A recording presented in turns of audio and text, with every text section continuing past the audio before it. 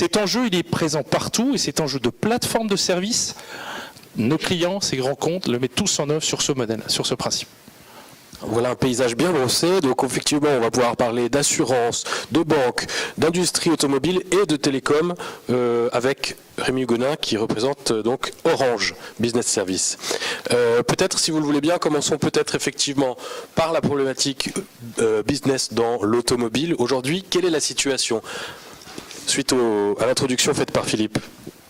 Alors, bonjour à toutes et à tous. Donc je suis Cyril Chédom, j'ai eu la chance de travailler avec beaucoup de constructeurs automobiles. J'étais patron du marketing digital d'Europe Assistance et plus récemment patron du développement des services d'RCI Bank, qui est la banque de Renault Nissan. Dans le service, il y a assurance. Donc effectivement la logique de distribution de services par plateforme et la création d'un lien digital avec les automobilistes est assez au cœur des préoccupations de l'ensemble des constructeurs. Je ne sais pas s'il y a des représentants de constructeurs automobiles ce soir. Non, bon bah alors je suis le seul. Donc la question fondamentale, c'est pour remettre le postulat, un constructeur ne connaît pas et n'a aucun lien avec les gens qui conduisent les automobiles qu'il fabrique. Il faut savoir que la distribution est faite ainsi, en tout cas jusqu'au jour d'aujourd'hui. Or, il y a un paradigme, puisqu'il va falloir, avec l'automobile connectée qui arrive et les nouvelles consommations de type car sharing dont nous a parlé Philippe, il va falloir mettre en œuvre tout un tas de solutions pour permettre à différents conducteurs d'automobiles, de la même ou de plusieurs conducteurs de la même automobile, de pouvoir avoir des bouquets de services personnalisés. Je mets services et assurance. Donc à ce titre, il y a besoin effectivement de recréer un lien avec l'automobiliste, donc l'automobile. Il y a un deuxième enjeu pour les constructeurs qui est celui de la fidélisation.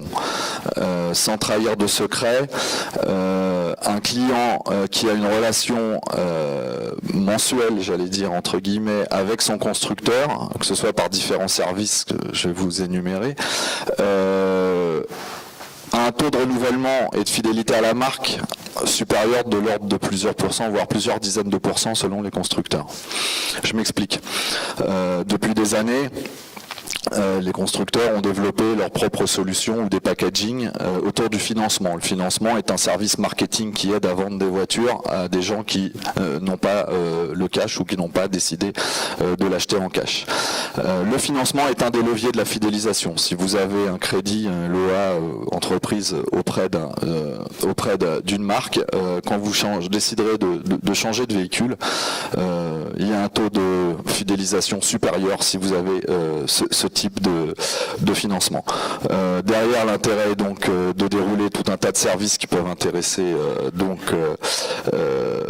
cet objectif, servir cet objectif de fidélité, que sont du coup les assurances et donc la souscription on-board de diverses assurances, et notamment on parlera peut-être un peu du car sharing après avec ces nouveaux usages qui arrivent avec les nouvelles générations, moins vers la propriété et plus vers l'usage et l'abonnement sur les biens d'équipement, de créer des services à bord et de monétiser l'ensemble de tout cela, c'est-à-dire que l'intérêt effectivement final étant de pouvoir facturer et encaisser un ensemble de services à bord ou de packages de services qu'on pourrait utiliser. Donc tout ça, voilà, deux objectifs, créer des revenus avec un objectif fondateur qui est la fidélisation à la marque. Alors, où est-ce qu'on en est? Quand on découvre le sujet, on se dit où est-ce qu'on en est? Est-ce qu'on est dans encore de la R&D? Est-ce qu'on est dans du développement commercial de démarrage d'offres? Ou est-ce que c'est déjà très massif en termes de basculement de modèle? Alors non, c'est inégal selon les pays et selon les constructeurs aujourd'hui. Ce qu'on peut dire, c'est qu'on a tous à peu près vu ou entendu parler, si on ne l'a pas sous les yeux dans sa voiture, les plateformes de souscription ou d'achat d'applications en mobilité. Donc que ce soit des logiciels, que ce soit des choses de navigation, que ce soit des logiciels qui vous aident dans la mobilité au quotidien dans votre voiture, plus ou moins l'ensemble des plateformes des constructeurs ont aujourd'hui une offre d'abonnement à bord qui sous-tend derrière effectivement une plateforme digitale qui permette d'activer les abonnements, de télécharger les applis, voire de les facturer à l'usage ou effectivement par abonnement. Après, d'autres modèles plateformes et services on-board émergent et sont aujourd'hui plus l'apanage de sociétés spécialisées, c'est de l'autopartage. Aujourd'hui, il y a un rassemblement, une concentration dans ces métiers-là, puisque beaucoup de constructeurs ou des filiales de services des constructeurs sont en train de se rapprocher de sociétés d'autopartage. Mais demain, effectivement, la plateforme digitale vont avoir la dure mission de pouvoir compter le partage, de répartir les coûts et les encaissements sur une voiture autopartagée. Et donc là, tout le digital en tant qu'outil prend son intérêt. Son sens. Pour compléter ce que dit Cyril, il y a l'enjeu, et quel est-il? C'est la notion de la plateforme. C'est comme Apple, c'est comme Google, c'est comme Amazon, c'est comme Salesforce. On crée une plateforme, on crée une ID, en l'occurrence dans la voiture, qui va prendre le contrôle de ce moment où le conducteur s'installe derrière le volant. Est-ce que c'est Orange? Est-ce que c'est Google avec Waze? Est-ce que c'est le constructeur avec ses propres services embarqués qui va monétiser ce moment, qui va fidéliser? L'exemple d'OnStar, c'est un autre contexte aussi, est un bon exemple, parce qu'ils ont compris que tous les 5 à 6 ans, le conducteur changeait de voiture. Le fait de développer des services connectés, des services personnalisés avec la plateforme OnStar, qui est une filiale à part entière pour l'ensemble du groupe, leur permet de faire le calcul, outre la génération d'un revenu supplémentaire récurrent non pas lié à la vente de voitures qui va décroître, et ça ils le savent, c'est surtout de fidéliser le client pour créer suffisamment d'usage pour qu'il ait envie de rester dans le groupe General Motors, mais qu'il ne sorte pas du groupe et des autres marques du groupe. Donc c'est un enjeu de fidélisation également. Est-ce que ces enjeux de fidélisation, vous les avez aussi dans votre activité, Rémi Hugonin, chez Orange Business Services? Comment est-ce que ça se décline?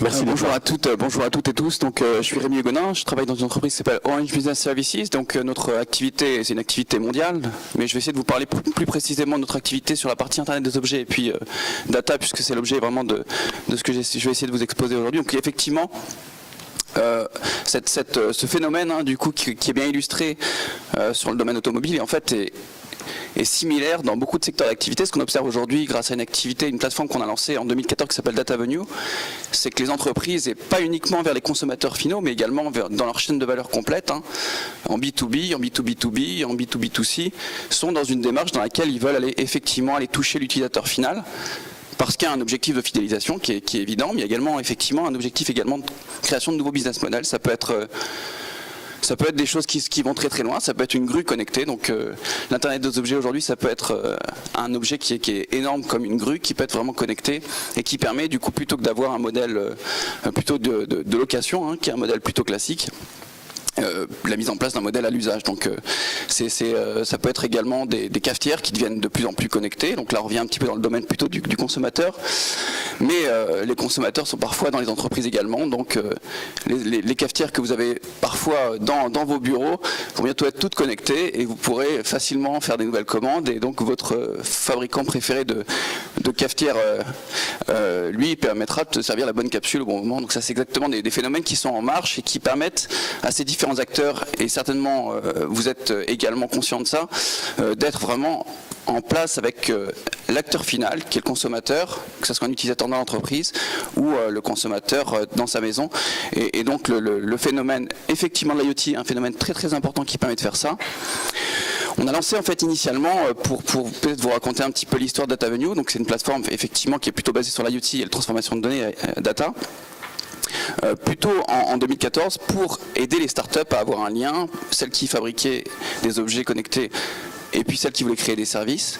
On l'a créé avec une dizaine d'entreprises de grands groupes qui souhaitaient lancer cette aventure avec nous, et finalement on se rend compte que les acteurs qui ont une taille bien plus importante ont également besoin d'accéder à cette capacité finalement de devenir disruptifs à travers la plateforme, donc disruptifs parfois pour leur propre marché, c'est-à-dire qu'en fait ils doivent eux-mêmes faire l'effort d'aller jusqu'au consommateur final qu'ils ne connaissent pas, et ça, que ça soit en B2B2B ou en B2B2C, donc ça c'est vraiment quelque chose qui est un phénomène qui embrasse finalement tous les secteurs d'activité, et c'est intéressant de l'observer, et cette vision finalement est presque plus rapide en B2B qu'en B2C, avec certains ralentissements qu'on observe dans le B2C, mais ça va être quelque chose qui va être généralisé assez rapidement. Le modèle, le changement de modèle, c'est effectivement quelque chose de très important, mais c'est la facilité qu'amène une plateforme, c'est cette capacité aussi à aller très vite, hein. C'est-à-dire que l'aspect disruptif, il vient aussi parce que on n'a pas un énorme chantier à exécuter qui prend plusieurs années, et la capacité qu'ont les tout petits acteurs à aller vite et à prendre des places finalement aux acteurs en place, ces nouvelles plateformes, elles permettent justement de le faire également aux entreprises qui sont des grands groupes ou des groupes de taille intermédiaire, donc qui peuvent justement également être innovatrices dans leur propre domaine. Donc ça, c'est quelque chose qui est évidemment très important, et qui peuvent créer des nouveaux business models dont on parlait tout à l'heure, qui sont des business models plutôt à la consommation plutôt que des modèles classiques.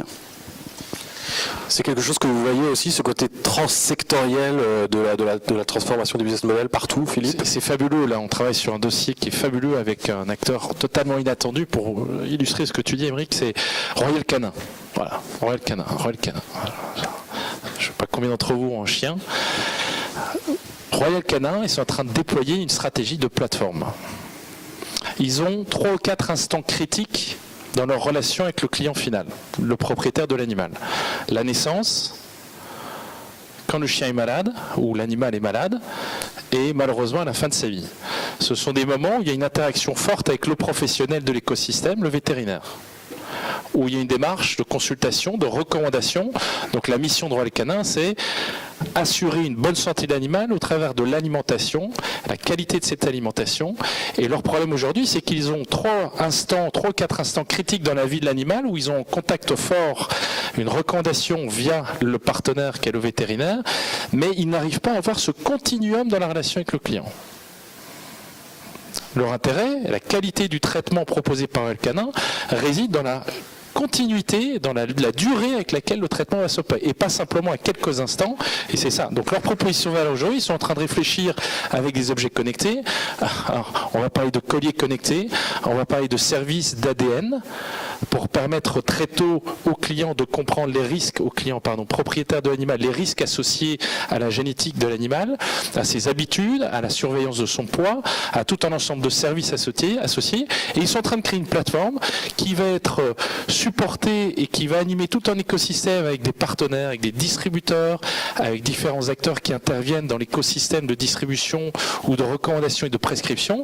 Et il y a une démarche de plateforme de services qui va se mettre en œuvre avec un accostage ouvert d'offres tierces, mais qui seront pilotées par la marque Royal Canin, avec un objectif qui est d'assurer, de supporter la mission de la continuité de l'alimentation par la marque pour bénéficier et assurer une bonne qualité et la santé finalement de l'animal.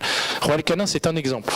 On peut parler de plein d'autres acteurs, de l'assistance, qui sont justement en train de devenir compétiteurs du monde des acteurs de l'automobile. On ne parle plus de voiture aujourd'hui, on parle d'expérience de transport. On peut parler de la refonte Gaumont-Pâté, voilà, ils sont en train de créer une plateforme également. Accor est un de nos clients, ils sont en train de refondre complètement leur positionnement pour devenir une plateforme de service. Frédéric est là pour en parler. Plateforme de service, ils se rendent compte qu'ils sont en centre-ville.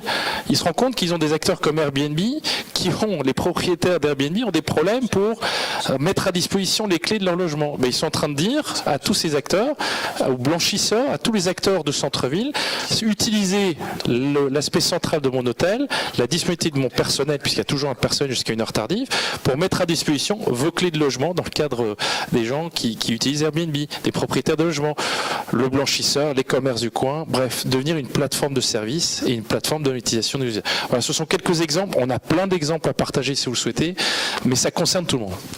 Merci beaucoup Philippe. Alors comme le temps passe, j'aimerais vous poser une question à tous les trois, la même, pour voir comment est-ce que vous voyez les choses. J'imagine que dans l'accompagnement de vos clients, vos partenaires, la transition est clé. C'est quelque chose qui ne se fait pas en claquement de doigts, de changer de business model. Quels sont les enjeux pour vous que vous avez observés de passage de cap pour vos clients dans ces changements de business model? Peut-être commencer par Rémi. Avec plaisir. Donc effectivement, une des raisons principales qui pousse beaucoup d'acteurs à justement aller dans cette logique de plateforme, c'est d'abord d'étendre un écosystème. Donc on parle souvent d'écosystème et de plateforme biface. Donc là, en l'occurrence, si on se centre un petit peu sur la partie plutôt IoT et transformation de données, on sera plutôt avec des acteurs qui ont déjà des objets, ça peut être des fabricants d'objets, ça peut être des acteurs qui sont nouveaux, qui sont des startups qui développent des nouveaux objets, ou alors ça peut être des fabricants globalement de machines, les machines automatiques ou autres, qui souhaitent justement connecter et se mettre en interaction avec des services. Puis de l'autre côté, il y a un ensemble d'acteurs qui veulent créer des services, et donc on en revient à des éléments qui sont justement cet aspect biface dans lequel on organise un écosystème nouveau, avec une capacité finalement importante, soit justement à créer des services au-dessus d'objets, soit inversement à avoir des objets face à nos services. Donc c'est un nouvel écosystème qui se crée quand on fait ce type de choses. Donc les enjeux, ils sont justement soit de créer des nouveaux business models, soit de manière extrêmement simple, et ça reste quand même très important, d'essayer d'améliorer directement l'expérience client de l'utilisateur, en tout cas de l'utilisateur final, qui peut être le client d'ailleurs ou pas le client, mais qui parfois est juste la personne qui va recommander.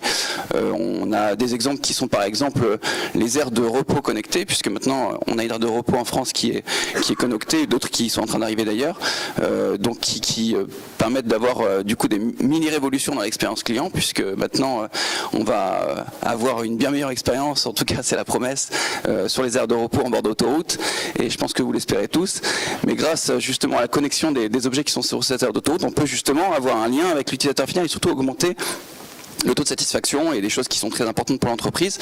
Et puis bien sûr il y a le changement de modèle, puisqu'on en parle depuis tout à l'heure. Et donc il y a beaucoup d'entreprises qui se posent des questions avant d'être disruptées elles-mêmes. Elles veulent créer des nouveaux moyens justement de structurer leurs offres en face de leurs clients, de leurs intermédiaires et de leurs clients final, avec justement une capacité soit à créer des modèles à l'usage. L'usage, ça veut dire qu'en fait ils savent entretenir le matériel qu'ils vendent de manière directe ou indirecte, c'est-à-dire qu'ils font un pas supplémentaire chez leur client final, mais également ils donnent une capacité finalement au client final à avoir une machine qui fonctionne en permanence, en tout cas plus longtemps, et donc ils apportent à la fois un service, mais également ils gagnent des nouvelles parts de marché et du chiffre d'affaires supplémentaire. Okay. Donc ça c'est vraiment l'ensemble des éléments qui motivent finalement les entreprises à aller ensemble. Gros enjeux, donc je retiens création d'écosystème, garder le lien ou le développer avec le client. C'est des choses aussi dans les secteurs que vous avez approchés, Cyril, qui vous parlent en termes d'enjeux? Oui, bien sûr, oui.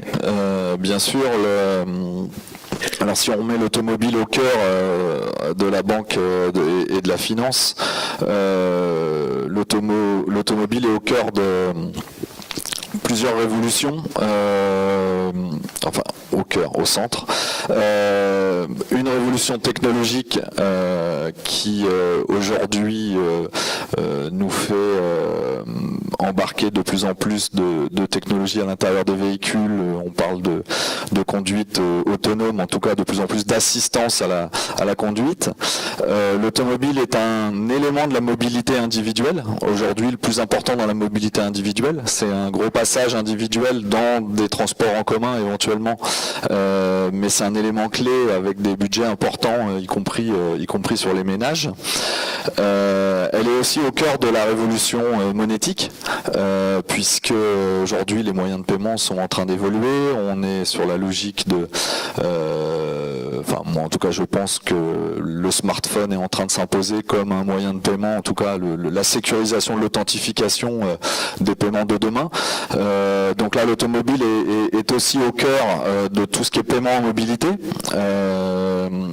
et donc effectivement cette convergence fait que et la troisième qui est le changement des usages, où là on voit moi personnellement, mes enfants, de la façon dont ils consomment l'automobile, c'est-à-dire que mon fils aîné est en colocation dans son appartement et il a mis sa voiture en colocation avec l'appartement. Donc en gros, il devait la vendre parce qu'il avait plus les moyens pour continuer ses études d'assumer une voiture tout seul, puis finalement il l'a mise en colocation et les colocataires ont, à tour de clé utilisent avec un tour de rôle, voire ils la mettent sur Blablacar de temps en temps pour payer l'essence quand il n'y en a pas assez. Donc sa pauvre voiture que je lui avais offert pour ses 18 ans, aujourd'hui la propriété même du véhicule n'a assez peu d'intérêt, c'est l'usage qu'ils en ont et l'usage qu'ils en font et la disponibilité dont ils ont besoin. Donc ces générations-là vont vers le car sharing. Les constructeurs s'inquiètent, au début s'inquiétaient du car sharing. C'était simple, hein, le calcul c'était une étude avait dit qu'un véhicule passait 80% de son temps stationné et 20% de son temps en moyenne en utilisation pour un véhicule particulier. À partir de là, les constructeurs ont fait un calcul simple, ils se sont dit demain si la voiture se partage à 100%, on va en vendre 5 fois moins. Donc tout le monde a fait un blocage, tout le monde a dit on n'en veut pas nous de l'autopartage, on va continuer à essayer de faire rêver les gens sur la liberté d'avoir sa voiture, sur de la personnalisation, une voiture qui vous ressemble, etc. Puis comme c'était quand même un mouvement qui arrivait inéluctable, et notamment vraiment un changement vers l'usage et l'abonnement, en tout cas chez Jeune Génération, ils se sont dit finalement il va falloir peut-être qu'on y aille parce que plutôt que puisqu'on va vendre moins de voitures, on va essayer d'être celui qu'on le vend le plus dans ceux qu'on vend le moins, mais en faisant rien de toute façon on va en vendre moins que moins. Donc de toute façon tout ça a été initié. C'est vrai que les technologies embarquées ont beaucoup participé aujourd'hui à cet événement, le développement des communications sans fil et avec fil, puisque maintenant on parle de 5G à bord et donc on transforme sa voiture en hotspot Wi-Fi alors qu'il y a encore 10 ans on avait du mal à recevoir un SMS sur la cartographie sur l'écran de base. Et donc oui la rupture elle est à la fois technologique et il va falloir aussi utiliser toutes ces plateformes pour gérer tous les services de car sharing autour si les constructeurs ne veulent pas que ce soit d'autres qui s'en occupent, parce que l'avantage de la plateforme numérique c'est dans d'autres cas dont on parlera peut-être, c'est que ça désintermédie facilement des acteurs en place. Donc on l'a vu dans les transports avec des noms qui sont devenus génériques, Uberisation, même si je l'aime pas celui-là, le nom. Mais effectivement la plateforme est un outil qui permet de se placer entre des consommateurs et des constructeurs.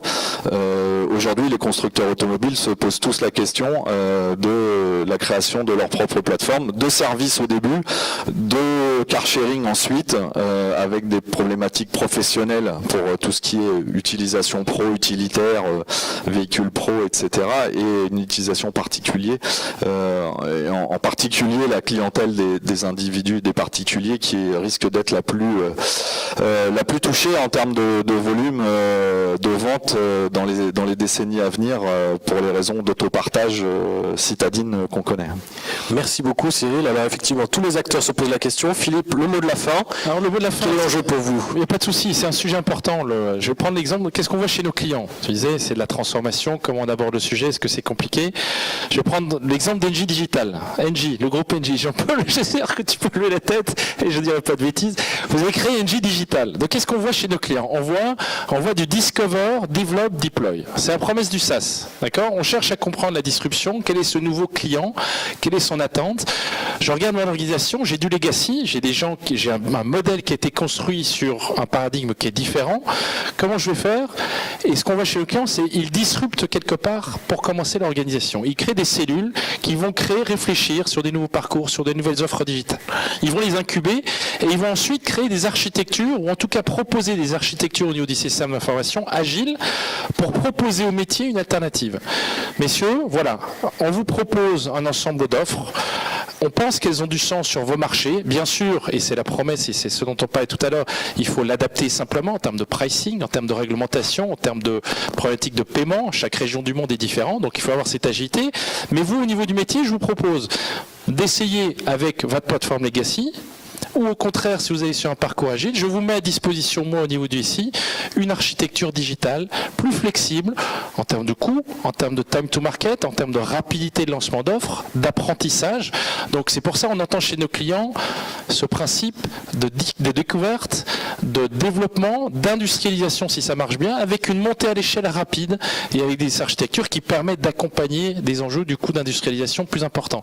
Et donc il y a cette espèce d'agilité, ces démarches d'A/B testing et ce risque qui est pris de lancement d'offres, des risques qui sont contrôlés en termes de périmètre de coût, mais avec une conviction forte qui est de dire aujourd'hui, le modèle du SaaS est suffisamment éprouvé et a été suffisamment déployé sur des échelles suffisamment significatives pour être vraiment considéré non plus uniquement sur des sujets tactiques, mais sur des enjeux un peu plus stratégiques.